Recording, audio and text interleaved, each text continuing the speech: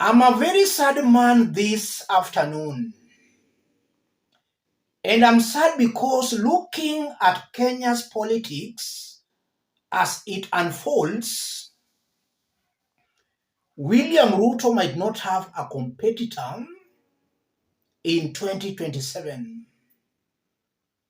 That will only spell doom for Kenyans, the ordinary mwananchi.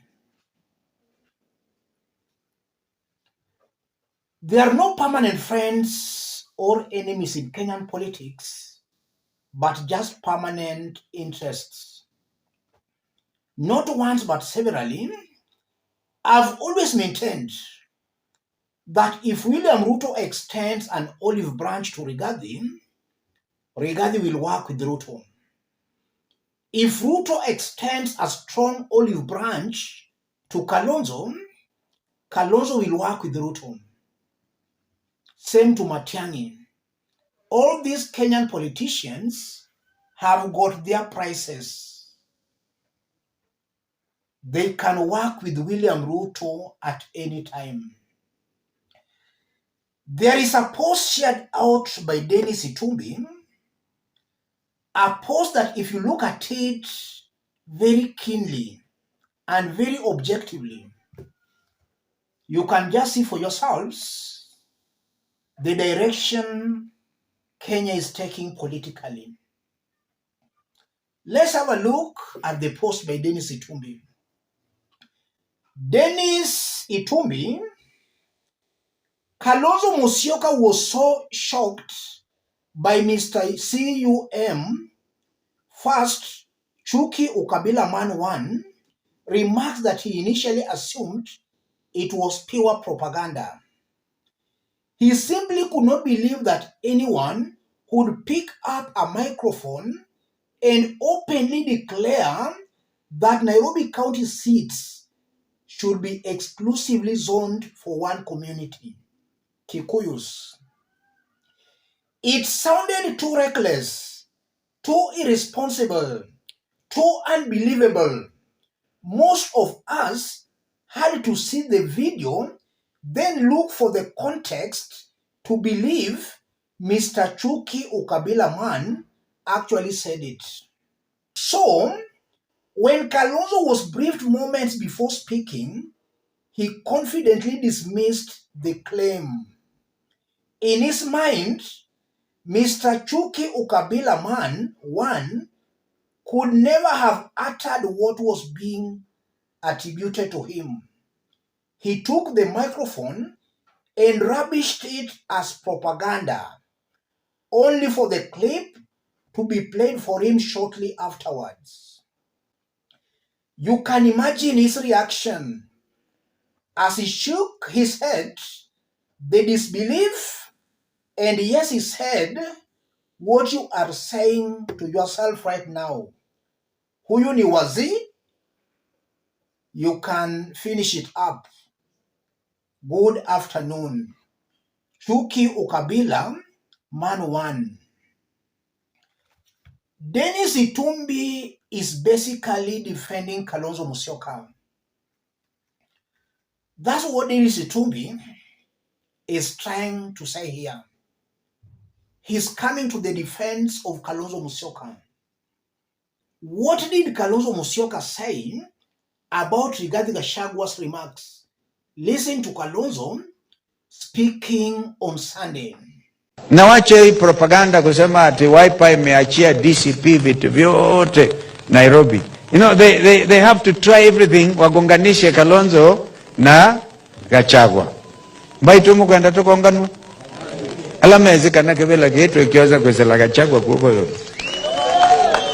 That was Kalonzo speaking immediately after Rigathi made the remarks. Rigathi said that all top seats in Nairobi will go to the Kikuyu community. The governor, senator, and women rep. All those seats were to go to the Kikuyu community. Rigathi never stopped there. Rigathi said he had agreed with Kalonzo that out of 17 parliamentary seats in Nairobi, Nairobi has 17 constituencies. Out of those 17, he agreed with Kalonzo that his party DCP was to take 16.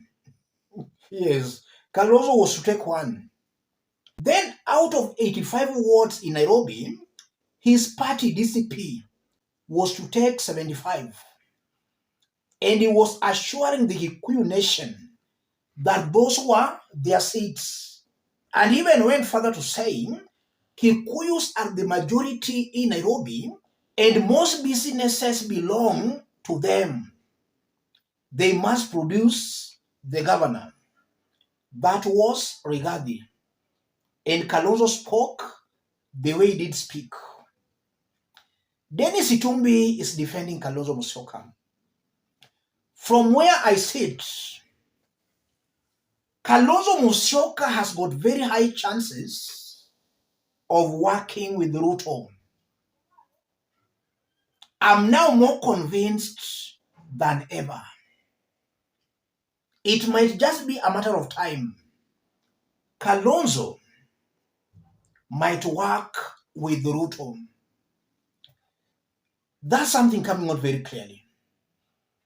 Rigathi Gachagua might equally work with Ruto. If Ruto extends an olive branch to Rigathi today, Rigathi will work with Ruto. Even Matiang'i might work with Ruto. That means Kenyans are now alone. I would really love it to be this way, where all these politicians group together. It should be that way. Kenyans versus Kenyan politicians. It would be better that way. But I'm just sad because some Kenyans are still putting their hopes on opposition politicians. That's why I'm sad. It's high time for Kenyans to open their eyes. They should take 2027 on their own hands. They should not trust any politician now.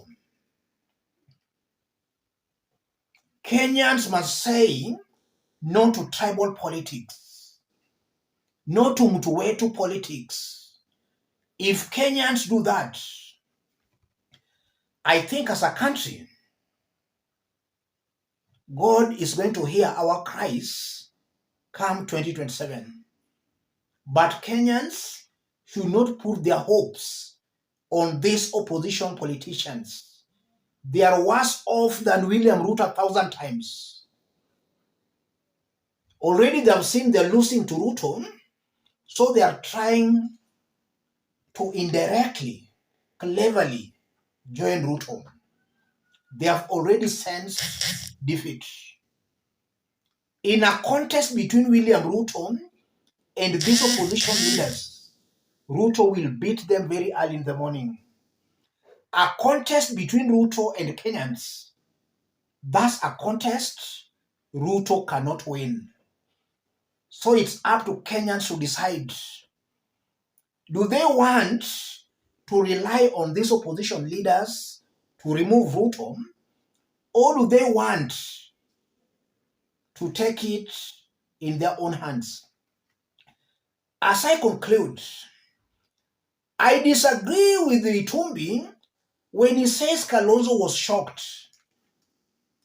Kalonzo was not shocked. Kalonzo is very desperate for a Rigathi Gachagua's endorsement. Rigathi was very truthful when he said he had agreed with Kalonzo. It's true. Kalonzo accepted that deal.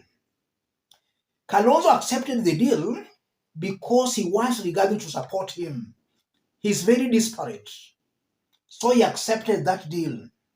Kalonzo agreed, alikubali Rigathi achukue all the top seats in Nairobi. Governor, senator, women rep. Kalonzo agreed. Kalonzo also agreed Rigathi to take 16 out of 17 parliamentary seats in Nairobi. Kalonzo was not shocked. Kalonzo was just trying to play some games with Kenyans. He wanted to change the narrative, but Kalonzo is too disparate for a Rigathi Gachagwa's endorsement. And what Rigathi said, for the first time, I support Rigathi. Walikubaliana na Kalonzo Musyoka.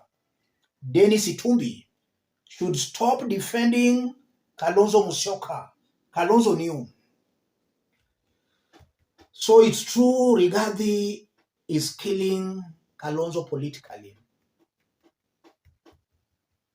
Maybe Kalonzo is just realizing that by 2027, if he sticks with Rigathi, then he'll be done politically.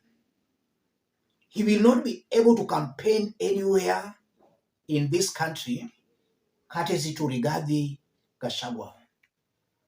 Kalonzo is dumping Rigathi Gachagua. Let's meet in our next analysis. Thank you. God bless you. God bless Kenya.